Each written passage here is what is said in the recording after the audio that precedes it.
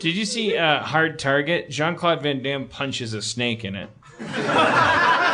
How does that go? He grabs a snake, it's going to bite the woman, and then he grabs it, and then he holds it, and the camera's over the snake's shoulder. As Jean-Claude Van Damme goes, and the snake passes out. He knocks it out. I gotta see it. I'm obsessed with the scene. Have you seen The Beach with Leonardo DiCaprio? No. He punches a shark in the face in that, and it's like the greatest thing I've ever seen. Because then there's a scene where he's telling that story to a bunch of people on a beach, as if they're like us watching the movie, and he's like, and then I decided that I will not die tonight. And everyone's like, yeah, I guess you punched a shark. Like they're like sort of impressed. Is that the scene? Because I remember seeing a trailer where I just see Leo DiCaprio going like this in the trailer. Like, is that him demonstrating? That's the scene where he's like hallucinating that his life is like a video game. It's not the best movie. I gotta see this thing. Yeah, you should probably see it. Isn't what's his name from Last Action Hero in that? Isn't there like an crazy old man that's keeping him prisoner on the island? Or am I thinking of? You might be thinking of Last Action Hero or Dr. Moreau or something. Yeah. I don't know. Shutter Island. Well, not Shutter Island. I saw that. Shutter Island little is steaming little surprise in the theater. They love that little reveal in Shutter Island. Has everyone seen Shutter Island? Yeah, I don't. I mean, it's like it's the world's worst crying game. I mean, you would. Yeah. Are there movies that have a twist that big that make you go like, I know, like that you get really excited about? Because sometimes I just feel like I don't like that people are fucking with me, but maybe I'm just too fragile. I don't think that's. I mean, our brains and our bodies are 6 million years old. There's no such thing as like a. There's twists in storytelling, but you can't just say at the end of a campfire story, but by the way, this whole time they were in a hat.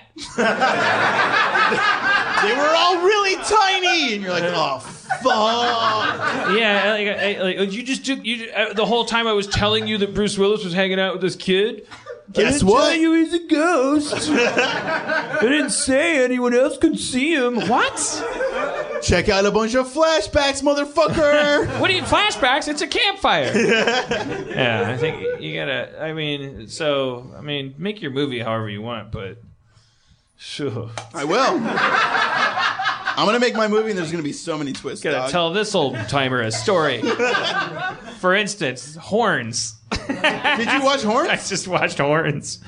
I drove past the theater that was playing Horns 10 times, and I feel like if I did it one more time, I would have gone in, because that poster of old cutie little Daniel Radcliffe with horns, that's almost enough, man. I don't even know what it's about.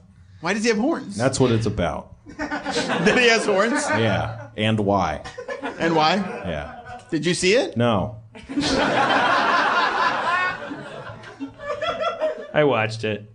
What do you think? It's like, old crudité. Because it's kind of dry and ashy. Like, it's supposed to be good for me, but it's just like from Albertsons. Like, why are you trying to make me rethink how I think about morality when you don't even know what your movie's about? Like, why are we going straight to me having my definitions of good and bad subverted if, like, I hate when crudité makes me think that. I don't know. I'm too old. I just watch these things now, and I feel like it's just everyone's on my lawn. I just go like, get off my lawn. Get off my lawn. There's another movie to get off my lawn. Like, I kind of like don't even consider it their goal to entertain me anymore. I just like go $6, $6. Okay, what do we got here? What is this? He's fast. He's furious. Make up your mind.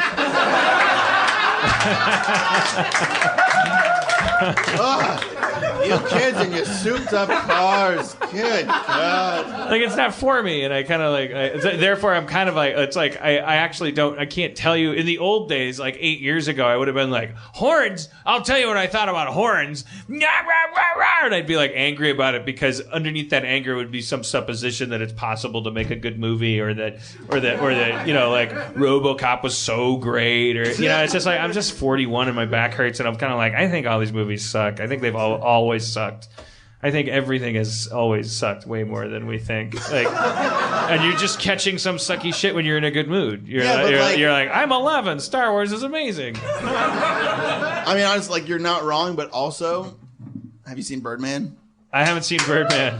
No. I want to see Six that. people think it's dope. I saw the trailer for it, and I was like, I don't think I'm going to be able to handle watching that because it's just... Because Michael Keaton's too much for the average current movie-going audience because he's too fucking good. Damn. He's too cool.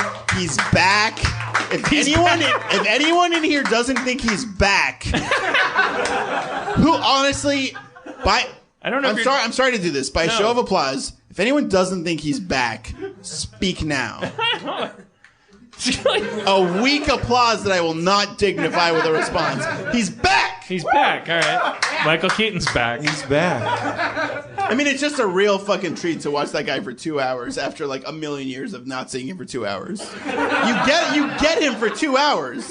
I didn't realize that I hadn't seen Michael Keaton for a while. You forget, but then you see it in a movie theater and you realize, like, I've been watching a bunch of guys white guys named Chris for like the last 10 years. Who the fuck are these guys? A bunch of Chris's with like cool hair are not Paul cool. Rogan, Reg Philbsen, Yeah, like Fribley Cooperdew, Flaren Bergnorf. Like, oh my god, Flaren Bergnorf Rudd was really Flintoff, good. Efron, Zach, Vergen Bargain. A bunch of guys who have like cooler abs than they have faces, and they like can't act their way out of a paper bag, and they're driving a cool car, and you're like, I guess this is a cool movie.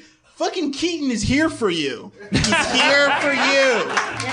And I'm not fucking around. It's like, people think I'm joking when listen. And I promise I'll shut up. It's your show. But guys, Beetlejuice does not appear in his own movie for 50 minutes.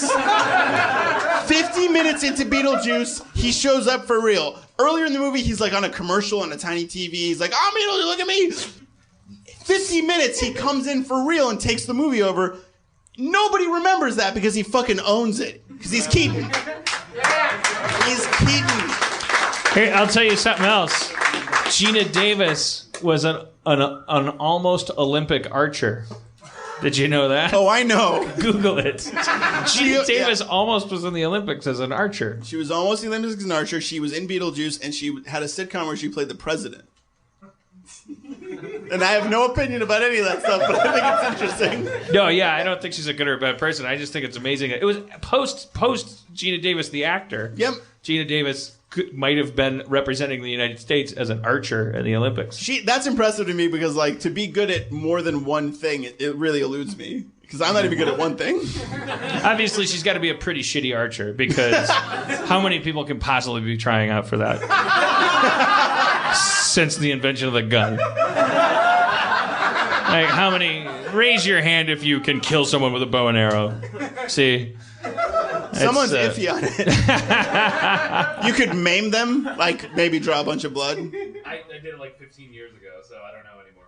More you maimed someone, or you practiced archery? I shot an arrow at a Ren fair 2 years ago, and I did not come close to a target, or I shot at a bale of hay and I missed. So